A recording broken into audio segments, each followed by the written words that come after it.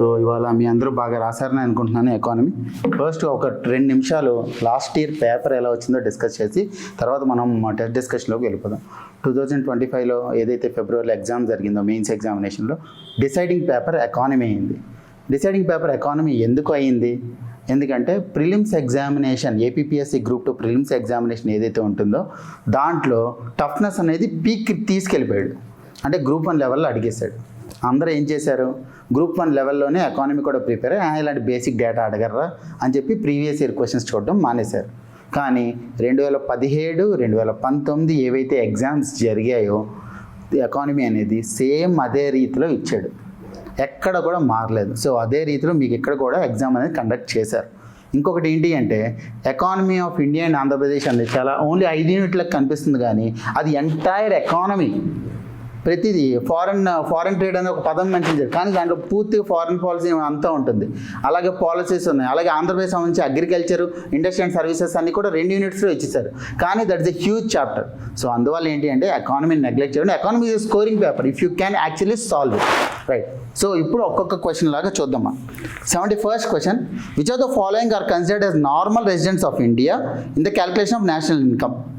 So national income మన జాతీయ ఆదాయం లెక్కించే సమయంలో ఏవి నార్మల్ రెసిడెంట్స్ ఆఫ్ ఇండియా అని ఎవరిని అంటారు అనేది క్వశ్చన్. ఇక్కడ మీరు చూస్తే first the Indians working in Indian embassies abroad. Okay, అది అందరికీ తెలిసిందే. ఏంటంటే ఎవరైతే ఇండియన్ సిటిజన్స్ ఉంటారో వాళ్ళు వేరే దేశ దౌత్య కార్యాలయాలు అంటే ఫారెన్ ఎంబసీస్లో వర్క్ చేస్తూ ఉంటారో, ఫారెన్ కంట్రీస్లో ఎంబసీస్లో వర్క్ చేస్తుంటారో they are considered as normal citizens of India, which is clear. Second option, foreigners employed in international organizations such as IMF or WHO located in India. No, IMF, WHO or for that matter ambassadors of other countries posted in India. ఏదైనా సరే బయట foreign office ఇండియాలో ఉంటే that is the office which is not part of India, which is not part of India. అంటే ఇక్కడ అర్థం ఏంటి, ఎవరైనా ఎంబసీస్ ఏవైతే ఉన్నాయో embassies are the foreign offices, they are not calculated under India. అంటే అవి ఇండియాలో పార్ట్ కాదు అన్నట్టు ఫారిన్ టెరిటరీ కింద లెక్కిస్తారు. అందువల్లే మనకి 5th ఆప్షన్ ఏదైతే ఉందో foreigners working in Indian embassies abroad అనేది 5th ఆప్షన్ కూడా మనకి తప్పైంది. అలాగే ambassadors of other countries posted in India, ఎక్కడైనా సరే జనరల్గా చూస్తే ఫారెన్ సిటిజన్స్ అంటే బయట ఎవరైతే వ్యక్తులు ఉన్నారో వాళ్ళు ఇండియాలోకి వచ్చి ఇండియాలో ఉంటుంటే normal citizens of India 1 year దాటిగానే ఉంటే వాళ్ళు నార్మల్ రెసిడెన్స్ ఆఫ్ ఇండియా కింద క్యాలిక్యులేట్ చేస్తారు. కానీ ఒకవేళ వాళ్ళు వచ్చి ఇండియాలో ఎంబసీలో వర్క్ చేస్తే మాత్రం embassy is a foreign territory. Embassy అనేది మన ఇండియన్ టెరిటరీ కింద కాదు, ఫారెన్ టెరిటరీ అనే దాని కింద వస్తుంది. సో దానివల్ల ambassadors of other countries posted in India అనేది మనకి తప్పు ఆప్షన్ అయ్యింది. ఇప్పుడు Indians working in Indian embassies abroad కరెక్టే. ఫారినర్స్ ఎంప్లాయిడ్ ఐఎంఎఫ్లో ఎవరైతే వర్క్ చేస్తారో వాళ్ళని ఇంకా నార్మల్ రెసిడెంట్స్ ఆఫ్ ఇండియా కింద కన్సిడర్, ఎందుకంటే అది కూడా సేమ్ లాజిక్, అది ఫారెన్ టెరిటరీ కింద కన్సిడర్ చేయబడుతుంది. అందుకే option 2, option 4 and option 5 are treated as wrong things. అందుకే option 2 is the right one. 1 and 3 Indians working in Indian embassies abroad and foreign citizens residing in India for more than 1 year, వీళ్ళిద్దరిని మాత్రమే మనం normal residents of India కింద consider చేస్తాం, right? Next 72nd question, national income, personal income difference ఉంది. National income మన జాతీయ ఆదాయం, net national product factor, జాతీయ ఆదాయంలో ఏమేమి ఆస్పెక్ట్స్ ఉంటాయి, పర్సనల్ ఇన్కమ్లో ఏ ఆస్పెక్ట్స్ ఉంటాయి. Transfer receipts are included in personal income and not national income. ఇది క్లియర్గా ఉంది. ట్రాన్స్ఫర్ రిసీప్ట్స్ ఏవైతే ఉంటాయో అవి మన నేషనల్ ఇన్కంలో ఎప్పటికీ క్యాలిక్యులేట్ చెయ్యరు, ఎందుకంటే నేషనల్ ఇన్కంలో ఏవైతే ఎకానమిక్ యాక్టివిటీస్ వల్ల జనరేట్ అయిన ఇన్కమ్ ఉంటుందో దాన్ని మాత్రమే నేషనల్ ఇన్కంలో క్యాలిక్యులేట్ చేస్తారు తప్ప ఎక్కడైతే ట్రాన్స్ఫర్ పేమెంట్స్ ఉంటాయో ఆ ట్రాన్స్ఫర్ పేమెంట్స్ అనేవి ఖచ్చితంగా నేషనల్ ఇన్కంలో క్యాలిక్యులేట్ చేయాలి, which is the very very basic concept, but it is calculate in the personal income. Yes. Next ఇక్కడ మీకు చూస్తే చాలాసార్లు ఇలాంటి వాటి దగ్గర మనం తప్పు చేస్తాం, ఇన్కరెక్ట్ అడిగాడు, కరెక్ట్ కాదు. So first statement is correct. So that's why ఆ ఆన్సర్లో మీకు అది ఉండదు. Next, interest on national debt is included in the national income. Interest on national debt is included in the not national income but in the personal income. That's why option 2 is the incorrect statement. Where undistributed profits are companies and corporate tax are excluded from the personal income. Personal ఇన్కమ్లో undistributed profits exclude చేసేస్తారు, ఎందుకంటే అది అన్డిస్ట్రిబ్యూట్ అంటే ఇంకెవరికి distribute చేయండి dividends అవి. వేరాజ్ అది national ఇన్కమ్లో calculate చేస్తారు. అందువల్ల 1 and 3 అనేవి రైట్, అంటే కరెక్ట్ స్టేట్మెంట్స్ అయ్యాయి. సెకండ్ది రాంగ్ స్టేట్మెంట్ అయింది. Interest on national debt is included in the national, no it is not included in the national income. That's why option 2 is the correct answer and wrong option. Yeah. Next 73, periodic labour force survey. ఎవరండి ఇది periodic labour force survey report publish చేసేది? NSO, national statistics office, జాతీయ గణాంకాల కార్యాలయం. జాతీయ గణాంకాల కార్యాలయం ఏ మినిస్ట్రీలో ఉంటుంది? Ministry of statistics and programme implementation. And ఈ పీరియాడిక్ లేబర్ ఫోర్స్ సర్వే ఎప్పుడు స్టార్ట్ అయింది? It has started in 2017.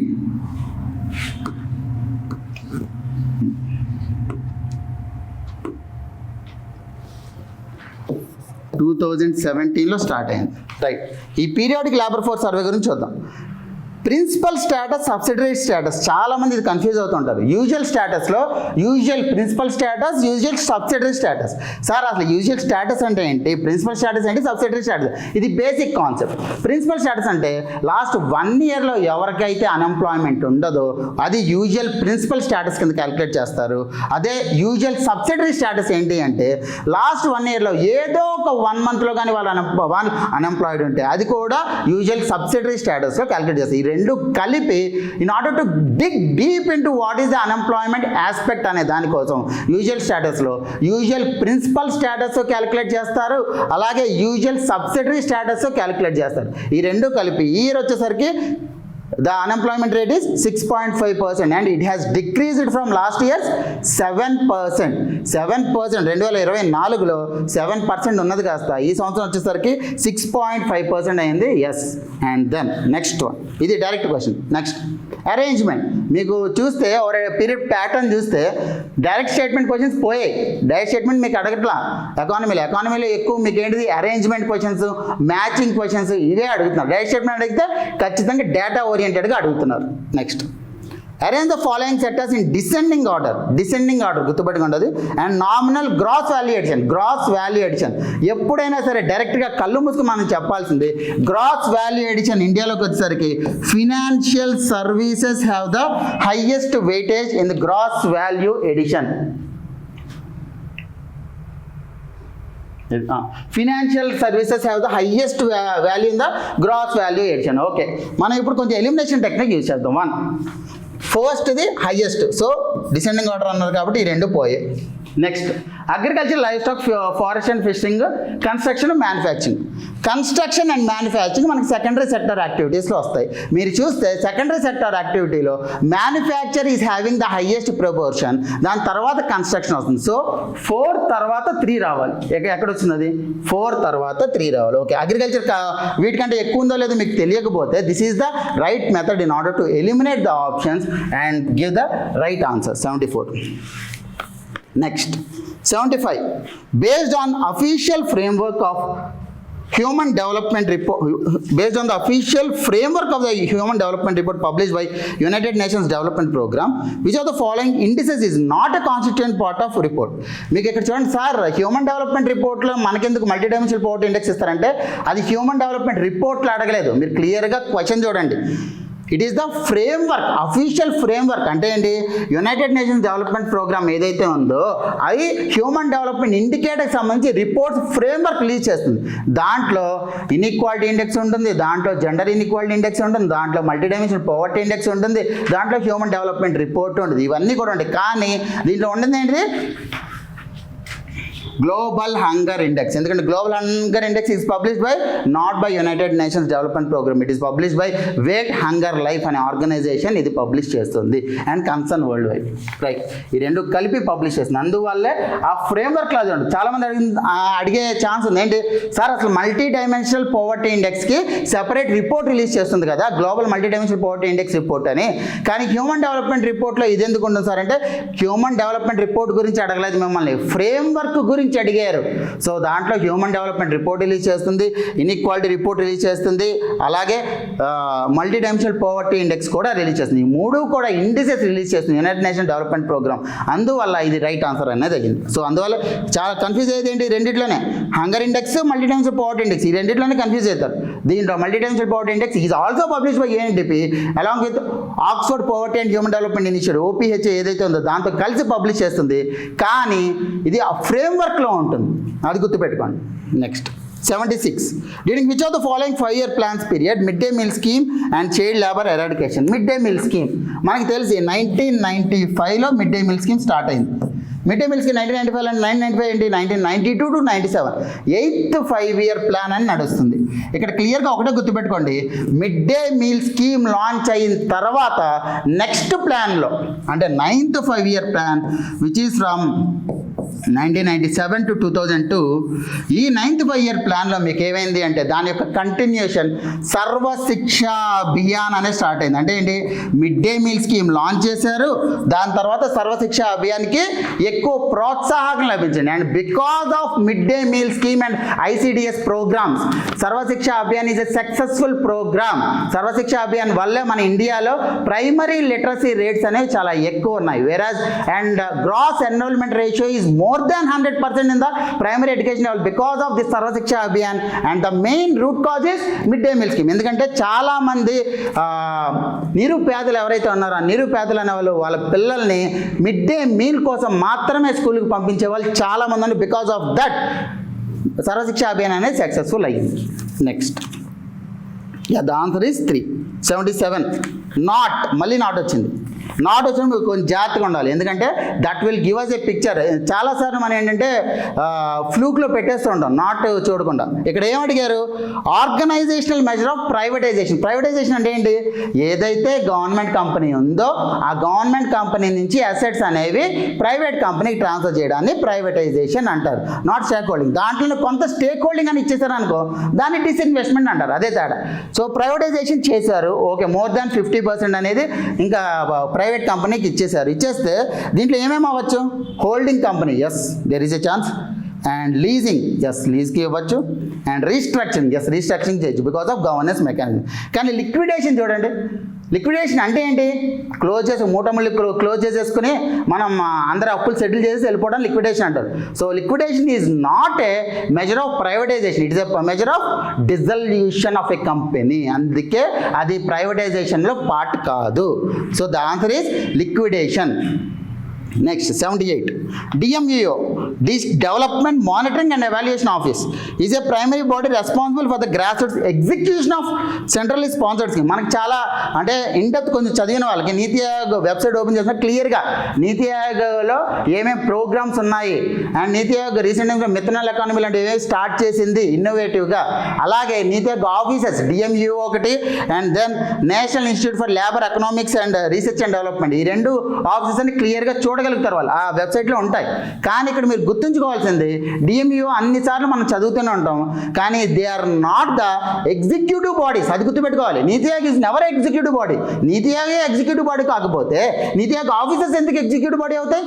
So that's why the first statement is wrong statement, because it is a monitoring mechanism, it is a review mechanism, అంతే తప్ప it is not executive body. అదవుతుందా? ఇక్కడ క్లియర్గా ఏమన్నారు, execution of centrally sponsored schemes అన్నారు. No, centrally sponsored schemes యొక్క monitoring and review అనేది development monitoring and evaluation office అనేది చేస్తారు. అండ్ సెకండ్ అయితే క్లియర్గా మీరు కానీ ఇది కానీ తప్పెట్టుంటే లాజిక్ అనేది మిస్ అవుతున్నారు అని అర్థం.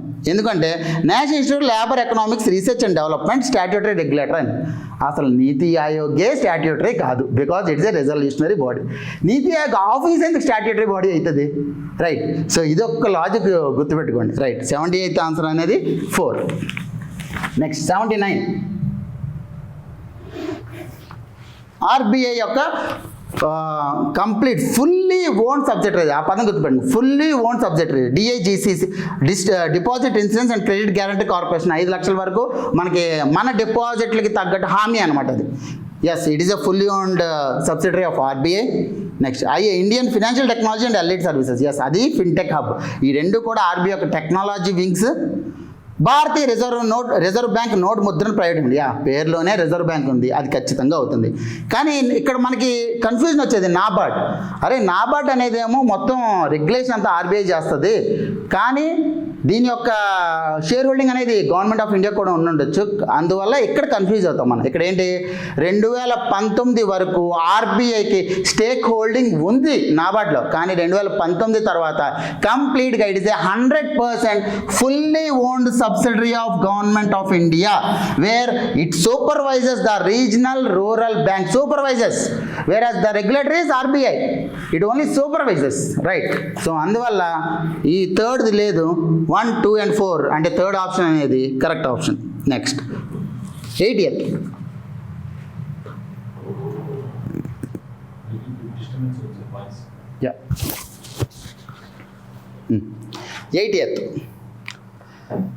Which of the following statements are correct regarding scheduled commercial banks with reference to monetary policy instrument? Monetary policy is nothing but deciding how much money supply, అంటే ఎంత మనీ సప్లై మన ఎకానమీలో ఉండాలని decide చేసేదే monetary policy, which is RBI oriented. Under MSF అంటే marginal standing facility, repo rate కంటే ఎక్కువ ఉంటుంది, and it is a penal rate for overnight lending కోసం అది పీనల్ రేట్. ఎస్, అది అందరికీ తెలుసు. కానీ ఎంత పర్సంటేజ్ ఆఫ్ ఎన్డిటిఎల్ అంటే ఇక్కడ net demand and time liabilities. నేను ప్రతి 10 క్వశ్చన్స్కి, అంటే ఇప్పుడు ఎన్నో క్వశ్చన్, 80th క్వశ్చన్ కదా, ప్రతి 10 క్వశ్చన్స్కి ఒకసారి మీకు నేను చాట్లో ఏవైతే డౌట్స్ ఉన్నాయో ఆ డౌట్స్ రిజాల్వ్ చేస్తాను. సో మీకు ఏమైనా డౌట్ ఉంటే దీంట్లో ఒక్కసారి చాట్లో మెసేజ్ చేయండి. నేను ఏదైతే మీకు డౌట్ ఉందో ప్రతి 10 క్వశ్చన్స్కి ఒకసారి నేను రిజాల్వ్ చేస్తాను, right? Yeah, margin standing facility 2% of NDTL. Yes, అది కరెక్టే. 2% అనేది ఖచ్చితంగా మార్జిన్ స్టాండింగ్ ఫెసిలిటీ తీసుకోవచ్చు, దాని కింద డబ్బులు అనేది తీసుకోవచ్చు. కానీ ఈ ఎన్డిటిఎల్ అంటే ఏంటి? Net demand and time liabilities అంటే ఏంటి? ఒక బ్యాంక్కి లయబిలిటీస్ అంటే ఏంటి? అసెట్స్ అంటే లోన్స్, లయబిలిటీస్ అంటే డిపాజిట్స్. ఎందుకంటే సార్ డిపాజిట్ ఏంటి సార్? లయబిలిటీ అంటే ఎప్పుడైనా సరే ఒక బ్యాంక్ డిపాజిట్ తీసుకుంది అంటే అది బ్యాంక్ డబ్బు కాదు, జనాల డబ్బు తీసుకుంది, ఎప్పుడప్పుడు తిరిగి ఇచ్చేసేయాలి. అందువల్ల ఇది లయబిలిటీ. వేరేజ్ లోన్ అనేది ఏంటి? మనం ఇచ్చినప్పుడు దానికి రెవెన్యూ జనరేట్ అవుతుంది, అందువల్లే loan is an asset and deposits are the liability. Okay, net demand and time liabilities అంటే డిమాండ్ డిపాజిట్స్, టైం డిపాజిట్స్, దాన్ని net demand and time liabilities అని మొత్తం క్యాలిక్యులేట్ చేసి దాంట్లో 2% వరకు కూడా వాళ్ళు మార్జిన్ స్టాండింగ్ ఫెసిలిటీ కింద ఓవర్ నైట్ రిక్వైర్మెంట్స్ అనేవి మీట్ అవ్వచ్చు, రైట్? అది కరెక్ట్ స్టేట్మెంట్. Next SDF. మనకి ఇదివరకు రివర్స్ రెపో రేట్ ఉండేది, ఆ రివర్స్ రెపో రేట్ తీసేసి ఆర్ఆర్ఆర్ తీసేసి ఫిక్స్డ్ రివర్స్ రెపో రేట్ చేసి 3.35%. దాన్ని అసలు దీనికి లింక్ చేయకుండా చేస్తారు. ఏంటిది? లిక్విడిటీ అడ్జస్ట్మెంట్ ఫెసిలిటీ, ఎల్ఏఎఫ్ ఏదైతే ఉందో ఆ ఎల్ఏఎఫ్ కారిడార్లో మధ్యలో హీరోలాగా రెపో రేట్ ఉంటుంది, ఇటు సైడ్ ఏమో ఎంఎస్ఎఫ్ ఉంటుంది, ఇటు సైడ్ ఏమో స్టాండింగ్ డిపాజిట్ ఫెసిలిటీ ఉంటుంది. స్టాండింగ్ డిపాజిట్ ఫెసిలిటీ అంటే ఏంటి? స్టాండింగ్ డిపాజిట్ ఫెసిలిటీ అంటే ఏంటి? Repo rate, general repo rate అంటే ఏంటి? బ్యాంక్స్ ఆర్బీఐ నుంచి అప్పు తీసుకోవడానికి ఇంట్రెస్ట్ రేట్. అదే స్టాండింగ్ డిపాజిట్ ఫెసిలిటీ అంటే ఆర్బీఐ బ్యాంక్స్ దగ్గర నుంచి డబ్బులు తీసుకుని కొంత ఇంట్రెస్ట్ అనేది చెల్లిస్తుంది. అండ్ ఎస్డిఎఫ్కి రివర్స్ రెపో రేట్కి తేడా ఏంటి? ఎస్డిఎఫ్కి ఏమో కొల్లాటరల్ అవసరం లేదు, రివర్స్ రెపో రేట్కి ఏమో కొల్లాటరల్ అవసరం, అదే తేడా, right? Under standing deposit facility allows banks to deposit surplus funds with the RBI without any collateral. Yes, that is the basic criteria of SDF. Basic criteria of SDF, standing deposit facility. Next CRR, interest అనేది pay చేయాలి RBI. అమ్మో ఇది కష్టం. ఎందుకు? CRR cash reserve ratio అంటే ఒక bank licence వచ్చిన తర్వాత ఎంత పర్సెంట్, 4%, 3.35% ఏదైతే ఉందో ఆ పర్సంటేజ్ ఆఫ్ అమౌంట్ అనేది ఆర్బీఐ దగ్గర పార్క్ చేస్తుంది. And the banks do not get any interest upon it. ఎందుకు? అది బఫర్ అన్నమాట. ఆర్బీఐ దగ్గర లోన్స్ తీసుకోవట్లేదు వాళ్ళు, ఆర్బీఐ అనేది లోన్స్ తీసుకోవట్లేదు వాళ్ళ దగ్గర.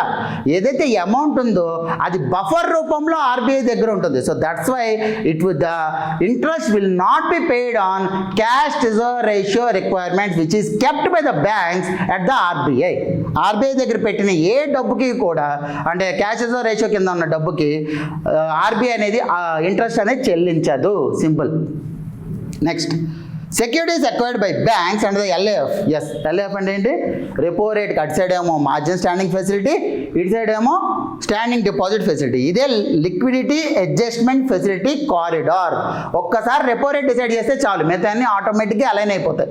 మార్జిన్ స్టాండింగ్ ఫెసిలిటీతో ఏం అలైన్ అవుతుంది? బ్యాంక్ రేట్ కూడా అలైన్ అయిపోతుంది ఎంఎస్ఎఫ్తో. రైట్. నెక్స్ట్, ఇవి ఏదైతే సెక్యూరిటీస్ లైక్ మా స్టాట్యూటరీ లిక్విడిటీ అడ్జస్ట్మెంట్ సెక్యూరిటీస్, ఎల్ఏఎఫ్ కింద ఏవైతే సెక్యూరిటీస్ తీసుకున్నాయో బ్యాంక్స్ అనేవి, అవి ఎస్ఎల్ఆర్ కింద చూపించచ్చా? ఎస్, చూపించవచ్చు. అందుకే కదా బ్యాంక్ రేట్ ఎందుకు? ఎప్పుడైతే మీరు స్టాట్యూటరీ లిక్విడిటీ రేషియో రిక్వైర్మెంట్స్ అనేవి మీట్ అవ్వరో అప్పుడు మీకు బ్యాంక్ రేట్ తగ్గట్టు మీకు పెనాల్టీ అనేది వేస్తారు. రైట్. సో అందుకే ఎస్ఎల్ఆర్ రిక్వైర్మెంట్స్కి తగ్గట్టు మీరు సెక్యూరిటీస్ అనేవి ఎప్పటికప్పుడు చేంజ్ చేసుకోవచ్చు. అందుకే ఎస్ఎల్ఆర్ అనేది మ్యాక్సిమం బ్యాంక్స్ దగ్గర ఉండే ఛాన్సెస్ ఉంటాయి. And it is highly liquid than CRR. Right. CRR అని మీకు ఇమీడియట్గా యాక్సెస్ ఉంటుంది, కానీ ఎస్ఎల్ఆర్ అనేది యాక్సెస్ ఉంటుంది. అండ్ ఇట్ హ్యాస్ సెక్యూరిటీస్ అనేవి బ్యాంక్స్ దగ్గర ఉంచచ్చు. Right. That's why fourth option is right. 1, 2 and 4. థర్డ్ది మాత్రమే తప్పు, ఎందుకంటే క్యాష్ రిజర్వ్ రేషియోకి మీకు ఇంట్రెస్ట్ అనేది పే చెయ్యరు. Simple. Now, fintech firms that operate entirely through digital platforms without physical branches and provide banking services. అంటే ఏవైతే ఫిన్టెక్ ఫర్మ్స్ ఉంటాయో ఫిజికల్ బ్రాంచెస్ లేకుండా కంప్లీట్గా బ్యాంకింగ్ సర్వీసెస్ అనేవి మీకు ఆన్లైన్లో ప్రొవైడ్ చేస్తూ ఆర్బీఐ లైసెన్స్ బ్యాంక్స్తో రిలేషన్ ఉంటే వాటిని ఏమంటారు? ముందు ఏంటంటే మిగతా చూద్దాం, దాంతో నియో బ్యాంక్ అనేది మనకు తెలియకపోయినా అర్థమవుతుంది. Shadow bank. ఫస్ట్ ఒక్కొక్క ఫిన్టెక్ ఫర్మ్స్ ఏవైతే ఉన్నాయో, fintech firms that operate entirely through digital platform, అంటే without any physical presence digital ప్లాట్ఫామ్స్లో మాత్రమే వర్క్ అయ్యేవి ఏమంటారని క్వశ్చన్ అడుగుతున్నాడు. దానికి అర్థం నియో బ్యాంక్ గురించి మనకు తెలియకపోయినా పర్లేదు, పక్కన పెట్టదు, ఎందుకంటే ఇది డైరెక్ట్ ఆన్సర్. మిగతా వాటిని చూద్దాం. షాడో బ్యాంక్ మీకు ఏదైతే నాన్ బ్యాంకింగ్ ఫినాన్షియల్ ఇంటర్మీడియరీస్ అంటే ఏంటి? దానికి బ్యాంక్ లైసెన్స్ ఉండదు, ఏమీ ఉండదు, ఆ బ్యాంక్ రెగ్యులేషన్లో కూడా రావు. వాటికి బయట ఉండే ఎన్బిఎఫ్సిస్ ఏవైతే అప్పులు ఇస్తూ ఉంటాయో, ఏవైతే క్రెడిట్ యాక్సెప్ట్ చేస్తూ ఉంటాయో వాటిని షాడో బ్యాంక్స్ అంటారు. అంటే ఆర్బీఐ రెగ్యులేటరీ రిక్వైర్మెంట్కి కానీ రాకపోతే వాటిని షాడో బ్యాంక్స్ అని అంటారు. Yes. Next, traditional bank. Because bank license ఉంటుంది, entire deposit operation and credit operations అనేవి క్యారీ అవుట్ చేసుకోవచ్చు. Digital bank. సార్ మరి ట్రెడిషనల్ బ్యాంక్కి డిజిటల్ బ్యాంక్కి తేడా ఏంటి? డిజిటల్ బ్యాంక్ అంటే ఏంటి అంటే దానికి ఒక ఫిజికల్ బ్రాంచ్ ఉంటుంది. ఫిజికల్ బ్రాంచ్తో పాటు ఆన్లైన్ సర్వీసెస్ ఇక్కడ ఏంటిది? Entirely you have digital presence without any physical branches. అందువల్లే నియో బ్యాంక్ అనేది రైట్ ఆన్సర్ అయ్యింది. సో సింపుల్గా ఈ 4 ఆప్షన్స్ ఇది. Neo bank is entire digital presence. Digital bank is మీకు online presence with offline platform also. Whereas traditional bank general bank type ఏదైతే ఉంటుందో అది. And then bank license acquisition. Then shadow bank A regulatory రిక్వైర్మెంట్స్లోకి రాకుండా out of regulatory requirement కానీ operate చేస్తున్న non banking financial companies ఏవైతే ఉన్నాయో వాటిని shadow banks అని చెప్పి అంటారు. ఓకే. నెక్స్ట్, అనిత తనకి ఇష్టమైన బిస్కెట్లు క్రమం తప్పకుండా కొంటుంది. ఇటీవల ధర మరియు ప్యాకెట్ పరిమాణం మారినప్పటికీ వాటి రుచి తగ్గిపోయింది. అంటే ఏంటి? మీకు ఎప్పుడైనా సరే ఇన్ఫ్లేషన్ అంటే ఏంటి? ద్రవ్యోల్బణం అంటే ఏంటి? ధరలు పెరగడం. ఓకే, ధరలు అంటే ఒక యూనిట్ ధరకి తగ్గట్టు పెరగడం. సరే సార్, నాకు చిప్స్ అనేవి ఇదివరకు లేస్ ప్యాకెట్ ఉండేది, లేస్ ప్యాకెట్లో ఇదివరకు కూడా 10 రూపాయలే, ఇప్పుడు 10 రూపాయలే. కానీ అదే 10 రూపాయల్లో ఇదివరకు 100 చిప్స్ ఉంటే ఇప్పుడు 60 చిప్స్ మాత్రమే ఉన్నాయి. అప్పుడు ఏమవుతుంది? అది నీకు ప్యాకెట్ సైజు మార్చట్లేదు, ప్యాకెట్ యొక్క రేటు మార్చట్లేదు, మీకు ఓన్లీ ఏం చేస్తున్నాడు? దాంట్లో ఉన్న ప్రోడక్ట్ తగ్గించేస్తున్నాడు, అంటే ప్రోడక్ట్ క్వాలిటీ అనేది కమ్ చేసేస్తున్నాడు. దాన్నే స్కిమ్ఫ్లేషన్ అంటారు. అదే దాని సైజ్ తగ్గించేస్తే సైజ్ కానీ తగ్గింది. సపోజ్ ఇదివరకు ఏమో ఎరేజర్ అనేది ఇంక పెద్ద ఉండి ఇప్పుడేమో ఇంత చిన్నది, రెండు కూడా 5 రూపాయలు అయితే అది ష్రింక్ఫ్లేషన్. అంటే ఏంటి, నీకు సైజు కానీ మారుస్తూ ఉంటే అది ష్రింక్ఫ్లేషన్, సంకోచిత ద్రవ్యోల్బణం. అదే స్కిమ్ఫ్లేషన్ అంటే నీకు ఇదివరకు ఏమో ప్రోడక్ట్ చాలా బాగుండేది, ఇప్పుడు ఏమైంది, ఆ ప్రోడక్ట్ యొక్క క్వాలిటీ పూర్తిగా డౌన్ అయిపోయింది. సో దాన్ని స్కిమ్ఫ్లేషన్ అంటారు. దెన్ స్టాగ్ఫ్లేషన్ అంటే మీ అందరికీ తెలిసిందే, అన్ఎంప్లాయ్మెంట్ ఎక్కువ ఉంటుంది, ఇన్ఫ్లేషన్ ఎక్కువ ఉంటుంది. That is one circumstances where the economy is in the trouble. Then disinflation, ఇక్కడ రెండు ఉన్నాయి, డిస్ఇన్ఫ్లేషన్ ఉంది, డీఫ్లేషన్ ఉంది. డీఫ్లేషన్ అంటేనేమో వెజిటబుల్స్ అంటే కూరగాయలు ఎక్కువ జరుగుతుంది, అంటే ఏంటి, ప్రైసెస్ తగ్గిపోతూ ఉంటాయి. వేరే డిస్ఇన్ఫ్లేషన్ అంటే ఒక సంవత్సరం ఏమో ఎక్కువ ప్రైసెస్ పెరిగాయి, ఇంకో సంవత్సరం ప్రైసెస్ అనేవి తక్కువ పెరిగాయి కానీ పెరిగాయి. అదే డిస్ఇన్ఫ్లేషన్. రెండింటికి డిఫరెన్స్ అని తెలుసు. డిస్ఇన్ఫ్లేషన్ అంటే రేట్ ఆఫ్ ఇన్ఫ్లేషన్ తగ్గుతుంది, వేరే డీఫ్లేషన్ అంటే ప్రైస్ ఆఫ్ ద ప్రోడక్ట్ తగ్గుతుంది. Next, fiscal deficit as a percentage of GDP is estimated in the union budget estimates. ఈ సంవత్సరం వచ్చేసరికి 4.3%, నెక్స్ట్ ముందు ఇయర్ వచ్చేసరికి 4.4%, ముందు ఇయర్ వచ్చేసరికి 4.4%, ఈ సంవత్సరం 4.3%. ఫిజికల్ డెఫిసిట్ అంటే total expenditure minus total receipts ఏదైతే ఉందో అది ఫిజికల్ రిసీప్ట్స్, అది ఫిజికల్ డెఫిసిట్. దాంట్లో ఏంటి, టోటల్ ఎక్స్పెండిచర్ అన్నారు, total expenditure minus total receipts. మనకు ఉంటుంది revenue expenditure plus capital expenditure, బాగానే ఉంది. టోటల్ రిసీప్ట్స్ అంటే ఏంటి, రెవెన్యూ రిసీప్ట్స్ అంటే మనకు తెలుసు, వేరే క్యాపిటల్ రిసీప్ట్స్ అంటే ఏంటి, non debt creating capital receipts అంటే ఏంటి, డిస్ఇన్వెస్ట్మెంట్ ద్వారా డబ్బులు వచ్చినాయి, ఇవన్నీ కూడా non debt creating capital receipts అనమాట. So total expenditure minus total receipts అది 4.3% అనేది ఈసారి టార్గెట్ పెట్టుకున్నాం. ఎప్పుడో FRBM 2003 అప్పుడు మనం ఫిజికల్ డెఫిసిట్ అనేది 3% తీసుకురావాలని పెట్టుకున్నాం, కానీ ఎప్పటికీ అది అచీవ్ చేయలేదు. అందుకే లాస్ట్ ఇయర్ ఏం చేశారు, ఫిజికల్ డెఫిసిట్ బదులు డెట్ టు జీడిపి రేషియో అనేది యాంకర్ ఫిజికల్ ఇండికేటర్గా నిర్మలా సీతారామన్ గారు ప్రకటించారు. అంటే ఏంటి, ఇప్పుడు మన వాళ్ళందరూ కూడా అప్పు తగ్గించుకునే పనిలో ఉన్నారు. అంటే డెట్ టు జీడిపి రేషియో ఏమో 55.1% ఉంది సెంట్రల్ గవర్నమెంట్ది, అది 50%కి అటు ఇటుగా ఉండేటట్టు 2031 కల్లా ప్లాన్ చేస్తున్నారు. సో అది చేంజ్ అనమాట. ఇదివరకు ఫిజికల్ డెఫిసిట్ అనేది ఎక్కువ చూసుకునే వాళ్ళు, వేరే ఇప్పుడు డెట్ టు జీడిపి రేషియో అనేది ప్రైమరీ ఇండికేటర్ అయింది, అది తేడా అయింది. Next, which of the following statements is or are correct with regarding the union budget estimates 2026-27? ఇది డైరెక్ట్ మీకు డేటా ఓరియంటెడ్ క్వశ్చన్. ఇలాంటి data oriented questions last time 2025లో కూడా అడిగారు. ఇది 20,000 కోట్లు దాటింది, 20 లక్షల కోట్లు దాటిందా, దాటలేదు. సో మీకు ఈ డేటా ఖచ్చితంగా తెలియాలి. వేరే సెకండ్ చూడండి, corporate tax collections are projected to grow by 11%. Yes, in 2025-26. 84th answer ఏంటిది, సెకండ్ 2 అనేది 84th. 11% అనేది మీకు ట్యాక్స్ కలెక్షన్స్ పెరిగాయి. ఎందుకు పెరిగాయి సార్ కార్పొరేషన్ ట్యాక్స్ కలెక్షన్స్ అంటే సింపుల్, మీకు ఇదివరకు 22% ఉండేది, ఇప్పుడు అన్ని చేసి 15% మనకి కార్పొరేషన్ ట్యాక్స్ అనేది తీసుకొచ్చేసి, ఎప్పుడైతే నార్మల్గా ట్యాక్స్ రేట్ తగ్గుతుందో అప్పుడు ట్యాక్స్ రెవెన్యూ అనేది కూడా పెరుగుతుంది, దాన్నే ట్యాక్స్ ఎలాస్టిసిటీ అంటారు. అదే జీడిపి పెరిగిన కొద్ది ట్యాక్సెస్ పెరిగితే దాన్ని ట్యాక్స్ బయోయాన్సీ అంటారు. Right. Next 85. Total expenditure is estimated to increase by 7.7%. Total expenditure అనేది ఇంక్రీజ్ అయ్యింది. నార్మల్ ఎప్పుడు కూడా ఒక గవర్నమెంట్కి year on year expenditure increase అవుతుంది, కానీ ఇక్కడ రెండో స్టేట్మెంట్ అనేది ఇంపార్టెంట్. రెవెన్యూ ఎక్స్పెండిచర్ అనేది మన భారతదేశంలో రెవెన్యూ ఎక్స్పెండిచర్ పూర్తిగా తగ్గించేస్తున్నారు. ఇది చాలా పెద్ద చేంజ్ అనమాట ఇండియాలో 2020 దగ్గర నుంచి. రెవెన్యూ ఎక్స్పెండిచర్ ఓన్లీ 6.6% గ్రోత్ మాత్రమే ఉంది. వేరేజ్ ఇక్కడ ఇచ్చిన 11% గ్రోత్ రేట్ ఏదైతే ఉందో అది క్యాపిటల్ ఎక్స్పెండిచర్ అనేది గ్రోత్ రేట్ చాలా ఎక్కువ ఉంది. అంటే ఎప్పుడైతే క్యాపిటల్ ఎక్స్పెండిచర్ గ్రోత్ రేట్ ఉంటుందో రెవెన్యూ రిసీప్ట్స్ ఆటోమేటిక్గా పెరుగుతాయి. అందుకే ఈ సంవత్సరం రెవెన్యూ రిసీప్ట్స్ కూడా ఎక్కువ పెరిగాయి. So the second option is wrong. And the third one nominal GDP. Nominal GDP అంటే ఏంటి? కరెంట్ ప్రైజెస్లో మన జీడిపి అనేది ఎంత ఉంది 2026-27 కరెంట్ ప్రైజెస్లో మన జీడిపి అనేది ఎంత ఉంది. లాస్ట్ ఇయర్ వచ్చేసరికి నామినల్ జీడిపి 8.3% ఉంటే రియల్ జీడిపి 7.6% ఉంది. 7.4% ఏంటి? 2011-12 ధరల కింద. వేరాజ్ రీసెంట్గా రిలీజ్ అయిన 2022-23 డేటా కింద రియల్ జీడిపి అనేది మనకి 7.6% ఉంది. అదే నామినల్ జీడిపి 8.3% ఉంది. ఎందుకంటే లాస్ట్ ఇయర్ ఇన్ఫ్లేషన్ అనేది బాగా ఎక్కువ లేదు కాబట్టి. అదే ఈ సంవత్సరం ఇన్ఫ్లేషన్ అనేది పెరుగుతుంది, స్కోప్ ఉంది అని చెప్పి 10% అనేది నామినల్ జీడిపి ఉంటుంది అని చెప్పి మన వాళ్ళు బడ్జెటరీ టార్గెట్స్ పెట్టుకున్నారు. బడ్జెటరీ ఎస్టిమేట్ అనమాట, BE.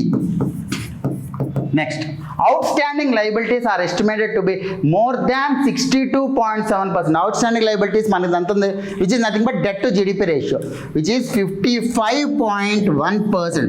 దీన్నే ఇంకా తగ్గిద్దాము, 50%కి చేద్దాము అని చెప్పి ట్రై చేస్తున్నారు మన వాళ్ళు. అప్పుడు ఆన్సర్ ఏంటిది? 2 and 4 చేస్తే 1 and 3. 85th ఆన్సర్ is 1 and 3. Next, food subsidy, interest subsidy, fuel fertiliser subsidy and LPG subsidy. ఇవి ఏ సబ్సిడీ కాంపోనెంట్స్ అనేవి ఎక్కువ అని అడిగాడు. మీకు దీనికి ఇండెప్త్గా మీకు పాలసీస్ తెలిసి ఉండాలి. ఫస్ట్ది ఫుడ్ సబ్సిడీ. ఎప్పుడు ఈ ఫుడ్ సబ్సిడీ అనేది ఎప్పుడు ఎక్కువ ఉంటూనే ఉంటుంది. కానీ మీరు చూస్తే ఇటీవల కాలంలో ఫుడ్ సబ్సిడీ అనేది తగ్గుతూ వెళ్తుంది.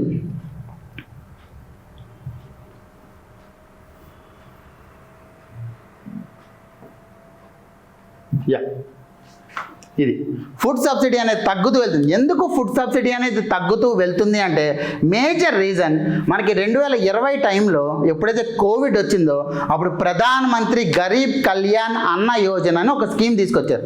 ఈ ప్రధానమంత్రి గరీబ్ కళ్యాణ్ అన్న యోజన ఏదైతే ఉందో, ప్రధానమంత్రి గరీబ్ కళ్యాణ్ అన్న యోజన ఒక కుటుంబంలో ఒక వ్యక్తికి ఒక నెలలో 5 కేజీలు ఎక్స్ట్రా రైస్ ఇవ్వాలని చెప్పి ఆ స్కీమ్. అరే ఓకే, 2020లో తీసుకొచ్చారు, బాగానే ఉంది. కోవిడ్ అయిపోయింది, తగ్గించేసేయాలి కదా. అది తగ్గించకుండా మాటికి ఎక్స్టెండ్ చేసుకుంటూ 2028 దాకా తీసుకొచ్చారు. కానీ 2020 నుంచి 2028 తీసుకొచ్చే టైంలో స్లోగా తగ్గించుకుంటూ వస్తుంది. అందుకే మీకు ఫుడ్ సబ్సిడీ అనేది ఈ సంవత్సరం ఎంత తగ్గింది? 0.2% అనేది ఫుడ్ సబ్సిడీ తగ్గుతుంది. నెక్స్ట్ ఇంకా ఏం తగ్గుతుంది? Fertiliser subsidy. ఇక్కడేమో సబ్సిడీ తగ్గిస్తున్నారు, కానీ ఫెర్టిలైజర్లో సబ్సిడీ ఎందుకు తగ్గింది? ఎందుకంటే ఫెర్టిలైజర్లో మనం యూజ్ చేసే న్యాచురల్ గ్యాస్ ఏదైతే ఉంటుందో ఆ న్యాచురల్ గ్యాస్ అనేది మనకి రష్యా నుంచి ఎక్కువ ఇంపోర్ట్ అవుతుంది. రష్యా నుంచి వెస్ట్రన్ కంట్రీస్ అనేవి ఎక్కువ ఇంపోర్ట్ చేసుకోవట్లేదు, మనకి చీప్గా దొరుకుతుంది న్యాచురల్ గ్యాస్ అనేది. అందువల్లే ఫెర్టిలైజర్ ప్రైసెస్ అనేవి తగ్గాయి. దానివల్లే ఫెర్టిలైజర్ మీద ఉన్న సబ్సిడీస్ తగ్గాయి. ఇక్కడ ఫెర్టిలైజర్ మీద డైరెక్ట్గా సబ్సిడీ తగ్గించలా, ఫెర్టిలైజర్ యొక్క ధరలు తగ్గాయి కాబట్టి సబ్సిడీ అనేది తగ్గింది. అది మనం గమనించాలి. వేరే ఎల్పిజి సబ్సిడీ తీసుకుందాం. ఎల్పిజి సబ్సిడీ వచ్చేసరికి 20%. ఇదెందుకు? ఎందుకంటే because of the initiative taken by the central government. LPG subsidy అనేది వాలంటరీగా గివప్ చేయమని చెప్పి ఇచ్చారు కాబట్టి అది తగ్గింది. సో ఇప్పుడు ఒక్కసారి చూడండి, ఈవెన్ వెన్ ఇట్ ఈస్ ఇదేది following subsidy components in descending as per the estimated expenditure ఎప్పటికీ కూడా ఫుడ్ సబ్సిడీ ఇదే ఎక్కువ అన్నిటికంటే. Food subsidy, fertiliser subsidy, interest subsidy and LPG subsidy. Right, ఎప్పుడు కూడా ఫుడ్ సబ్సిడీ ఎక్కువ. కానీ మీరు దీంతో పాటు ఇది కూడా తెలుసుకోవాలి, ఎందుకంటే ఇది కూడా క్వశ్చన్ అడిగే ఛాన్సెస్ ఉన్నాయి. ఏది ఎక్కువ తగ్గింది ఈ సంవత్సరం? ఎల్పిజి సబ్సిడీ కాకుండా దాని తర్వాత ఏమో ఫెర్టిలైజర్ సబ్సిడీ, దాని తర్వాత ఫుడ్ సబ్సిడీ. ఈ మూడు కూడా అంటే సబ్సిడీలు జనరల్గా మన ఇండియాలో తగ్గంది. ఈ మూడు కూడా సబ్సిడీలు అనేవి తగ్గుతూ వెళ్తున్నాయి. అందుకే ఓవరాల్గా కూడా గ్రాస్ ట్యాక్స్ రెవెన్యూలో సబ్సిడీస్ అనేవి మనకి చాలా తక్కువ బేసిస్ మీద రెవెన్యూ ఎక్స్పెండిచర్ అనేది మనం ఇచ్చామన్నమాట. రైట్, ఈ సంవత్సరం. Right, next 88th. As of 2025,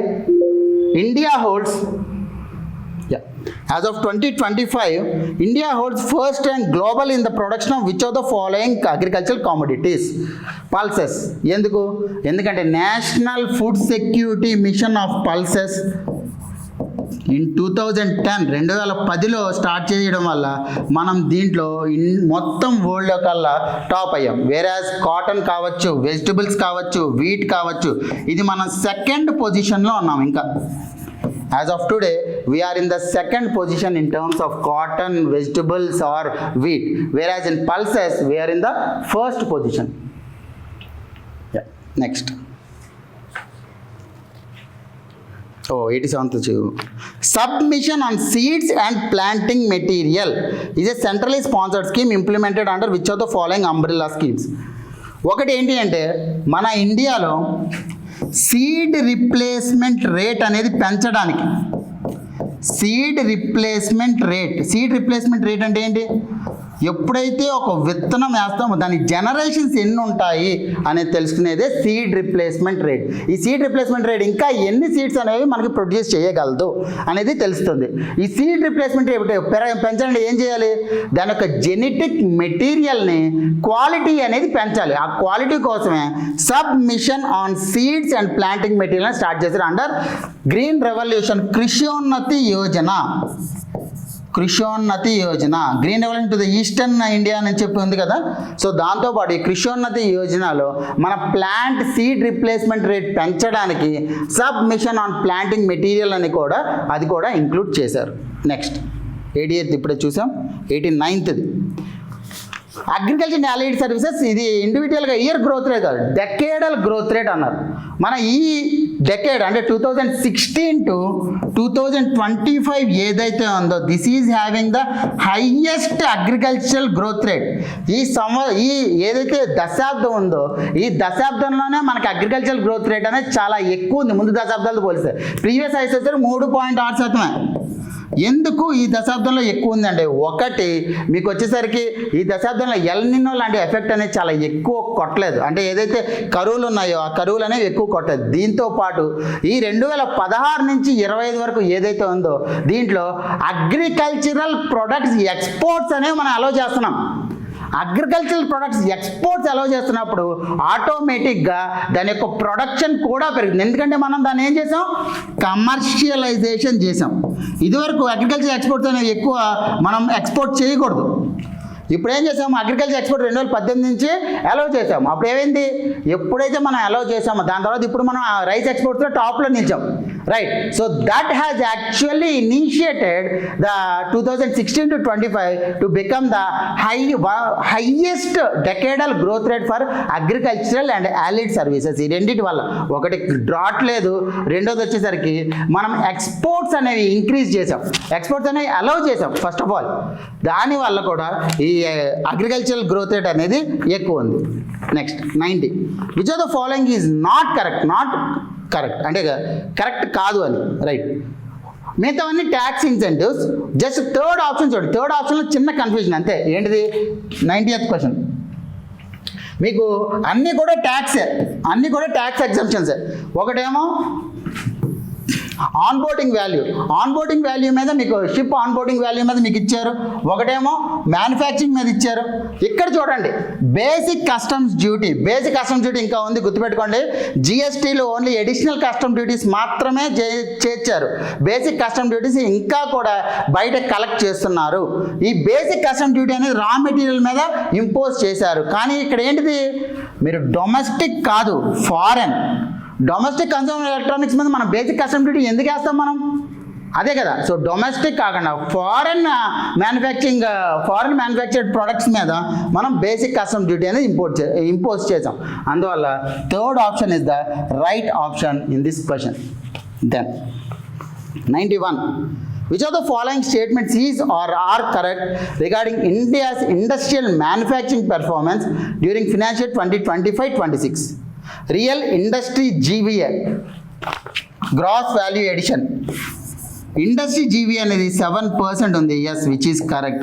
and it is actually it has a push because of manufacturing sector చాలా ఎక్కువ ఎక్స్పాండ్ అవుతుంది because of semiconductors manufacturing పెరగడం వల్ల మనకి real GVA growth of manufacturing sector is increasing. కానీ దీంట్లో second మాత్రం చాలా ఇంపార్టెంట్. మీరు ఒక బేసిక్ కాన్సెప్ట్ ఏముంటుంది మనకి? MSMEs account for micro small small and medium enterprises account for 40% of export, 45% of manufacturing value. కానీ మన ఇండియాలో ఎప్పుడైతే టెక్నాలజికల్ రెవల్యూషన్ అనేది స్టార్ట్ అయినాయో ఈ మైక్రో ఎంటర్ప్రైజెస్ అనేవి తగ్గిపోయాయి.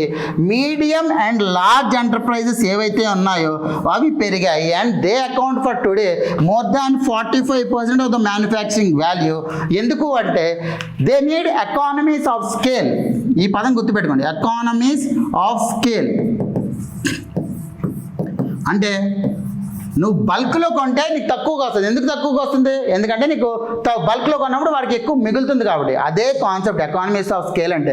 ఎప్పుడైనా సరే నీకు టెక్నాలజీ రావాలి అంటే ఎక్కువ ఇంపోర్ట్స్ అనేది చేసుకో, టెక్నాలజికల్ ఇంపోర్ట్ చేసుకోవాలంటే నీకు మైక్రో ఎంటర్ప్రైజ్ వల్ల కాదు, అది మీడియం కానీ లార్జ్ ఎంటర్ప్రైజ్ వల్ల మాత్రమే అవుతుంది. So that actually happens to be having economies of scale. దానివల్లే మనకి medium and high technology industry contribute for 45% of India's manufacturing, which is correct. Then 92 manufacturing, IT, healthcare, retail. ఈ నాలుగిట్లో gig work force అన్నారు. What you mean by gig work force? Gig work force అంటే ఏంటి? ఎవరైతే remote work చేస్తారో, freelance work ఎవరైతే చేస్తారో వాటిని gig work force అంటారు. సార్ ఇన్ని ఇచ్చారు, వీటిలో అసలు మనకి ఈ కామర్స్లో కదా చాలా ఎక్కువ మంది, ఎందుకంటే ఈ కామర్స్ ఆర్ స్విగ్గీ లాంటి వాటిలో కదా సర్వీసెస్ సెక్టర్ కదా ఎక్కువ ఉంది అంటే yes, e-commerce in general is having the highest amount of gig workers. కానీ అది మీకు దీంట్లో ఇవ్వలేదు, but it is having the highest gig work force ఉన్నది ఈ కామర్సే. కానీ దాని తర్వాత ఏంటిది? Manufacturing. Next retail, IT, health care. Manufacturing, retail, IT, health care. Answer is 2. Yeah. Next 93. Which of the following statements is or are correct regarding India's services sector? మనం India services సెక్టార్లో టాపే, కానీ వరల్డ్ వైడ్గా చూసుకుంటే India అనేది it is in the 7th place, not 4th place. US, China, France, UK, Japan, Russia తర్వాత Singapore తర్వాత 7th పొజిషన్లో మనం ఉన్నాం. As of today we are in the 7th position in terms of services sector and we constitute 2% of world service sector exports. 2% అనేది మనం constitute చేస్తున్నాం. Then it accounts for an average of 80.2% total FDI. Yes, 80% of service sector, 80% of FDI is in the services sector. Whereas individual subsector తీసుకుంటే hardware and computers appliances అనేది highest అనేది ఉంది. Right. Next audio visual services in IT and IT enabled services, environmental services, retail and e-commerce services ఏది champion services సెక్టార్లో include అవ్వలేదు అని అడుగుతున్నాడు. ఈ ఛాంపియన్ సర్వీసెస్ సెక్టార్లో ఇంక్లూడ్ కాంది ఇది రిటైల్ అండ్ ఈ-కామర్స్. కానీ సార్ ఛాంపియన్ సర్వీసెస్ సెక్టార్లో మీకు హాస్పిటాలిటీ సెక్టార్ ఉంది, ఈ-కామర్స్లో హాస్పిటాలిటీ కూడా ఉంటుంది. అంటే ఏంటి? సపోజ్ బస్ బుకింగ్ కావచ్చు, ఆర్ అదర్వైజ్ హోటల్ బుకింగ్ కావచ్చు, ఇది కూడా హాస్పిటాలిటీ సెక్టార్, ఇది కూడా ఈ-కామర్స్లో ఉంటుంది. కానీ ఇక్కడ స్పెసిఫిక్గా అడిగింది ఈ-కామర్స్ అంటే గూడ్స్ బేసిస్ మీద, గూడ్స్ ట్రేడ్ అనేది ఈ-కామర్స్ కింద తీసుకున్నాము. సో అందువల్లే ఈ ఈ-కామర్స్ సర్వీసెస్ అనేది మనకి ఛాంపియన్ సెక్టార్ కింద లేదు. సో అందువల్లే అది లేదు. జనరల్గా హాస్పిటాలిటీ సెక్టార్ అనేది మనకి ఛాంపియన్ సర్వీసెస్ సెక్టార్ కింద ఉంది. Next 95 GSDP of AP. ఇది ఖచ్చితంగా కంప్లీట్ ఫిగర్ గుర్తుండాలి. 19,75,073 crores అనేది కరెంట్ ప్రైసెస్లో which is having the 12% growth rate, which is in nominal GDP growth rate అనేది మన ఆంధ్రప్రదేశ్కి 12% ఉంది, which is very very high. Whereas India it is 8.3%. ఈ సంవత్సరం వచ్చరికి 10%కి టార్గెట్ చేస్తున్నారు. So Andhra Pradesh is having high growth potential. అందులోనూ రెవెన్యూ రిసీప్ట్స్ అనేవి 19% గ్రోత్ ఉంది. జనరల్గా ఇదివరకు మనం ఏమనుకునే వాళ్ళం, ట్యాక్స్ రిసీప్ట్స్ అనేవి లేవు అని అనుకునే వాళ్ళం, ఎందుకంటే ట్యాక్స్ సోర్సెస్ లేవు, మనం అలా ట్యాక్స్ రెవెన్యూనే జనరేట్ చేయట్లేదు. కానీ ఇప్పుడు ఈ సంవత్సరం సరికి 19% రెవెన్యూ రిసీప్ట్స్ గ్రోత్ ఉంది, which is indicating that capital expenditure అనేది పెరుగుతుంది. క్యాపిటల్ ఎక్స్పెండిచర్ పెరగడం వల్ల రెవెన్యూ రిసీప్ట్స్ అనేవి పెరుగుతూ ఉన్నాయి. Next, land put to non agriculture. Andhra Pradesh అడుగుతున్నాడు, ఇండియాలో కాదు. ఆంధ్రప్రదేశ్లో ల్యాండ్ యూటిలైజేషన్లో మెయిన్లీ ఏంటిది, it is net sown area which is having 30%. దాని తర్వాత ఫారెస్ట్ ఏరియా అనేది 22%. దాని తర్వాత మీకు land put to non agriculture uses 12.84%. కరెక్టే, కానీ దీంట్లో ఒకటే తప్పు ఉంది. కరెంట్ ఫ్యాలో ల్యాండ్స్ అనేది మాత్రం 10.36% కాదు, ఇది 14%. ఇది 14, it accounts for 14% of geographical area. Whereas ఇదేంటిది, ఫస్ట్ నెట్ జోన్ ఏరియా, దాని తర్వాత ఫారెస్ట్, తర్వాత land put to non agricultural uses, వీటికే వస్తుంది. Right. Next 97. In 2023-24 agriculture recorded negative growth.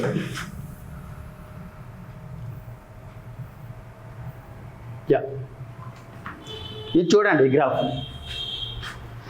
క్లియర్గా. 2023-24లో అగ్రికల్చర్ అనేది పూర్తిగా దెబ్బతింది ఆంధ్రప్రదేశ్లో. కానీ ఎందుకు అనేది ఇక్కడ మనకి బిగ్గెస్ట్ క్వశ్చన్. ఎందుకు అనేది ఇక్కడ మనకు బిగ్గెస్ట్, అగ్రికల్చర్ అనేది ఎందుకు దెబ్బతింది? ఒకటి, ఎస్ మాన్సూన్ అనేది కరెక్ట్గా ఉన్నా సరే ఎందుకు దెబ్బతింది? ఎందుకంటే ఫస్ట్ థింగ్, ఫ్లడ్స్ అనేవి చాలా ఎక్కువ ఉన్నాయి, అక్కడ అగ్రికల్చర్ ప్రొడక్షన్ అనేది దెబ్బతింది. దాని తర్వాత the net sown area has ష్రింక్డ్ in Andhra Pradesh. If you see, net sown area అనేది తగ్గింది.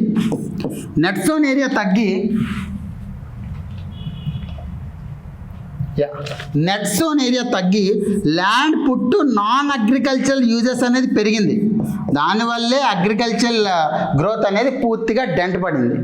It is correct first statement. Second statement, 2024-25 service sector is having the highest growth rate. మీరు చూస్తే agriculture is having the highest growth. కానీ ఇక్కడ చూడాల్సింది, sir జనరల్గా service sector ఉంటుంది కదా, అగ్రికల్చర్ ఎందుకు గ్రోత్ రేట్ ఉందంటే because it is having the base effect. Because it is having the base effect. Base effect వల్ల మీకు చాలా ఎక్కువలాగా కనిపిస్తుంది అది. ఎస్.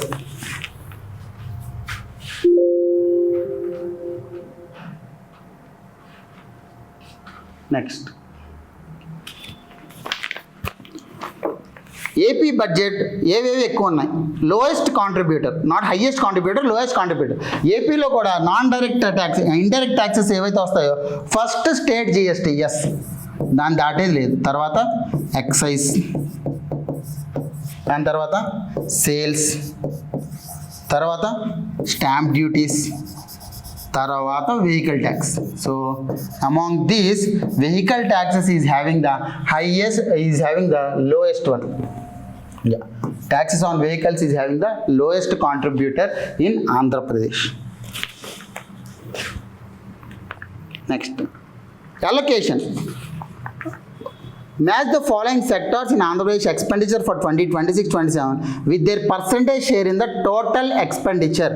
Total expenditure చూడండి.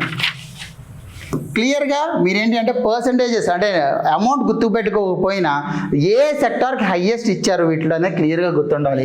ఎడ్యుకేషన్కి చాలా హయ్యెస్ట్ ఇచ్చారు రెవెన్యూ ఎక్స్పెండిచర్ అనేది. దాని తర్వాత హెల్త్కి ఎక్కువ ఇచ్చారు. వేరాజ్ agriculture you are having 4.7%, whereas police you are having 2.8%. ఏ అనేది ఏంటిది 2, B 4. Answer is 1. నెక్స్ట్, ఈ ప్రాజెక్ట్స్లో ఏవి world bank supported projects? Andhra Pradesh community management, yes tank management గురించి. AP municipal development project, right, ఇది పక్కన పెట్టేసండి. AP rural water supply and sanitation project, right. మళ్ళీ irrigation and livelihood. ఈ 3 world bank అయితే, వేరాజ్ ఈ 2 ఏంటివి? జీకా, జపాన్ ఇంటర్నేషనల్ కోఆపరేషన్ ఏజెన్సీ ఏవైతే supported projects ఉన్నాయో అవి high voltage, Andhra Pradesh rural high voltage distribution and AP irrigation livelihood and improvement project. ఈ 2 జీకా projects, Japan international cooperation agency sponsored projects. Next, with reference to Andhra Pradesh state budget 2026-27, which of the following statements is or are correct? States share in central taxes. Yeah. States share in central taxes. ఎంత?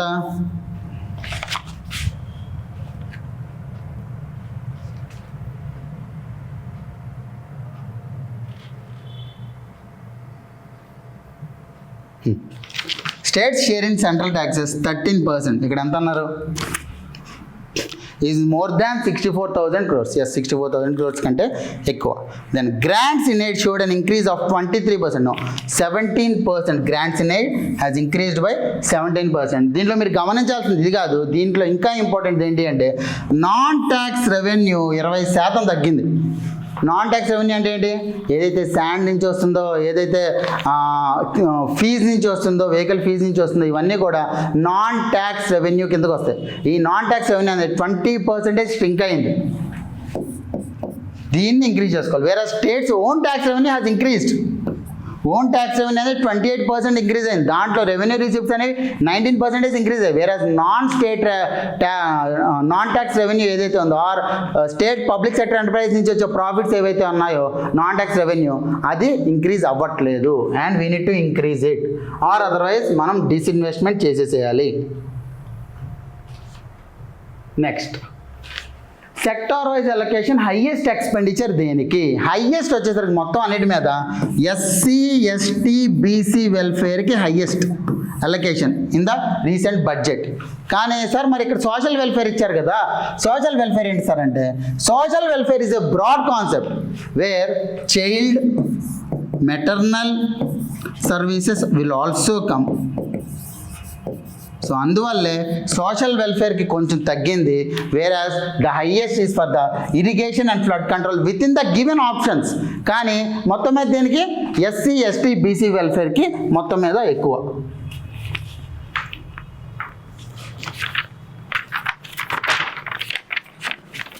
Next, based on the classification of agro climatic zone, scares rainfall zone రెండో ఉన్నాయి మన.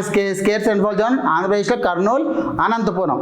వేరే Prakasam comes in the Krishna zone, Nellore and Chittoor comes in the southern zone. So agro climatic zones వచ్చేసరికి మనకి Kurnool and Anantapur, these are the 2 districts which comes under the scarce rainfall zone.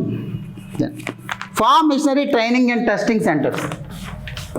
ఈ farm machinery training and testing centres అనేది అసలు ఈ programme ఎందుకు? In order to promote the women's potential in skill development of agriculture. Women's potential increase చేయడానికి ఈ particular agriculture mechanisation, అంటే women ఓరియంటెడ్గా machines ఏవైతే ఉన్నాయో ఉమెన్ ఓరియంటెడ్గా స్కిల్ డెవలప్మెంట్ కోసం అని చెప్పి ఈ ఫార్మ్ మిషనరీ ట్రైనింగ్ అనేది స్టార్ట్ చేశారు. రైట్, ఇది ఎక్కడ స్టార్ట్ చేశారు? మన ఆంధ్రప్రదేశ్లో అనంతపూర్లో స్టార్ట్ చేశారు.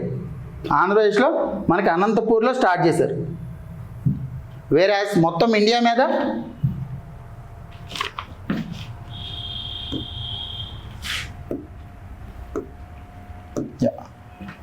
మధ్యప్రదేశ్లో బుధ్ని దగ్గర, హర్యానాలో హిసార్, అస్సాంలో బిశ్వనాథ్ చెరియాలి. ఈ 4 ప్లేసెస్లోనూ మనకి farm machinery training and testing institutes అనేవి ఫీమేల్ ఓరియంటెడ్ అగ్రికల్చరల్ మెకనైజేషన్ కోసం స్టార్ట్ చేశారు.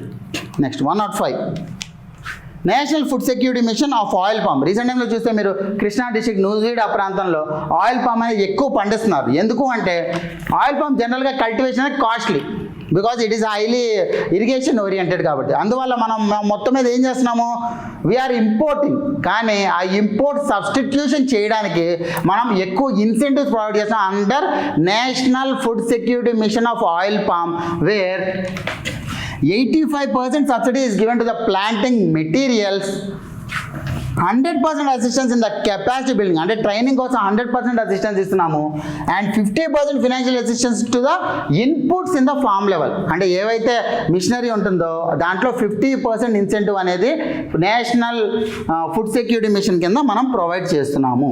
Right, Next, 106. Agriculture Industrial Infrastructure Corporation. It is not in the 1958, it is 1973. It is a wholly owned subsidiary of government of Andhra Pradesh and it is the major nodal agency for industrial policies. Industrial incentives ఏమైనా ఇవ్వాలి అంటే nodal agency ఏంటిది? Andhra Pradesh industrial infrastructure corporation. Then Andhra Pradesh policy for establishment of private industrial parks. MSME park అంటే ఏంటి? MSME park అంటే 10 acres నుంచి 100 acres వరకు ఏదైతే ఉంటుందో దాన్ని MSME, micro small and medium enterprises park. 10 acres నుంచి 100 acres వరకు ఉంది. అదే 1000 acres వరకు ఉంటే ఇట్ ఈస్ లార్జ్ పార్క్స్. అదే 1000 acres కంటే ఎక్కువ ఉంటే మెగా పార్క్స్. కానీ ముందు ఏంటి సార్ అంటే ఈ మధ్యకాలంలో నానో పార్క్స్ కూడా మన వాళ్ళు స్టార్ట్ చేశారు. ఎంఎస్ఎంఈ పాలసీలో ఈ 4 ఉన్నాయి. ఇండస్ట్రీస్ వెబ్సైట్లో ఏదైతే ఉంటుందో 26 ఇండస్ట్రియల్ పాలసీలు ఉంటాయి. దాంట్లో ఎంఎస్ఎంఈ పాలసీలో ఈ క్లియర్ డెఫినేషన్ ఉంది. So you can actually go through it. Next 108. Orvakal industrial corridor. ఎక్కడ? Hyderabad Bengaluru industrial corridor. Hyderabad Bengaluru. Whereas Visakhapatnam Chennai industrial corridor Donakonda మనకు తెలిసింది industrial node which is actually getting developed.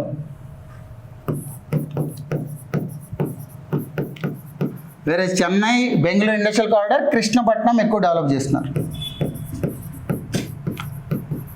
నా Orvakal is in the Hyderabad Bengaluru industrial corridor. Yes, మొత్తం కూడా ఆ ఏరియా పూర్తిగా develop అవుతుంది within the industrial projects. Then 109. Manufacturing policy 2024-29. $50 billion electronics production with $10 billion investment. ఈ investment కూడా మ్యాటర్. $10 billion ఇన్వెస్ట్మెంట్ అనేది మనకి ఎలక్ట్రానిక్స్ మ్యానుఫ్యాక్చరింగ్ పాలసీలో రావాలి. That to semiconductor revolution ఇప్పుడు ఏదైతే అవుతుందో in India wants to be having 10% of India's Andhra Pradesh wants to have 10% of India's exports in the semiconductors. Right. Next, second, the policy targets creation of 5 lakh first time jobs in the electronics manufacturing sector. Yes, 5 lakhs first time jobs in the electronics manufacturing job. 3 ఒకటి $50 billion production, $10 billion investment, 5 lakhs first time jobs. ఈ 3 కూడా దీని యొక్క ఈ policy యొక్క target. Next 110. Sustenance sectors. మనకు 3 sectors ఉన్నాయి. ఏంటివి? సస్టైనెన్స్ సెక్టార్స్ ఇవన్నీ కూడా ఇండస్ట్రియల్ పాలసీ సంబంధించినవే. Propelling sectors, cross cutting sectors. ఈ మూడింటికి డిఫరెన్స్ ఏంటి? ఏదైతే ఆల్రెడీ మనకి ఎస్టాబ్లిష్డ్ సెక్టార్స్ ఉంటాయో వాటిని సస్టైనింగ్ సెక్టార్స్ అంటాం. అంటే ఏంటి? ఆటోమొబైల్స్ కావచ్చు, or pharma and life sciences కావచ్చు, ఇవన్నీ కూడా సస్టైనింగ్ సెక్టార్. వేరే ప్రొపెల్లింగ్ సెక్టార్స్ అనేవి ఏవైతే ఇప్పుడు ఎమర్జింగ్ సెక్టార్స్ ఉన్నాయో ఆ ఎమర్జింగ్ సెక్టార్స్ని మనం ప్రొపెల్లింగ్ సెక్టార్స్ అంటాం. క్రాస్ కటింగ్ సెక్టార్స్ అంటే we are providing a platform like MSME parks లాంటివి. అంటే they will provide a platform for the production. So అలాంటి రీసెంట్గా స్టార్ట్ అవ్వదు అంటే ఇంకా బేసిక్స్లో ఉన్నాయి.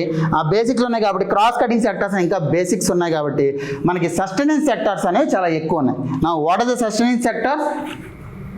Automobile, pharma and life sciences, textiles and apparel and food processing, whereas hospitality and biotechnology are propelling sectors. Sir, మరి pharma sciences and biotechnology separate అంటే biotechnology genetic manufacturing ఏదైతే ఉంటుందో, వేరే ఫార్మా అండ్ లైఫ్ సైన్స్ అంటే దాని మందులు తయారీ pharma and life sciences కిందకి వస్తుంది. Right. So that is regarding economy. And ఎకానమీలో మ్యాక్సిమం మీకు ఏంటి అంటే డైరెక్ట్ స్టేట్మెంట్ క్వశ్చన్స్ ఇస్తే ఖచ్చితంగా మీకు టు ద పాయింట్ డేటా తెలియాలి. సో డేటా ఓరియంటెడ్గా ఏపీపీఎస్సీ గ్రూప్ 2లో మెయిన్స్లో ఇస్తున్నాడు మన ఎకానమీ అనేది.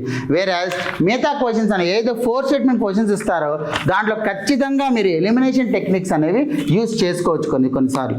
Okay, right. దీనిలో ఏమైనా డౌట్స్ ఏమైనా ఉంటే ఒక్కసారి అడగండి. అండ్ డౌట్స్ బేసిస్ మీద నేను ఎక్స్ప్లెయిన్ చేస్తాను. Any doubts?